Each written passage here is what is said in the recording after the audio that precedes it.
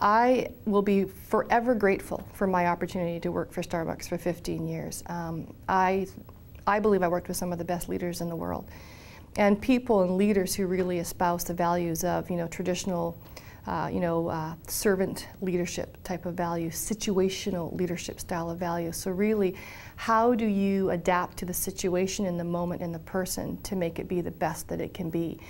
And so my journey through Starbucks, and it is a journey. You think about where I was when I first started and where I became. I learned every year, every day, and every day I knew I could come. Every day I knew I could come and be better than I was the day before.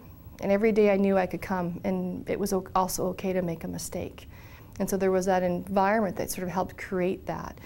And that I always knew that as an employee working at Starbucks, and we weren't even called employees, we were partners, that I was making a contribution, that I felt every single day, even though at one point I was, one employee out of 130,000 employees, I still felt my value. I still believed that they cared about what I thought and what I was going to do.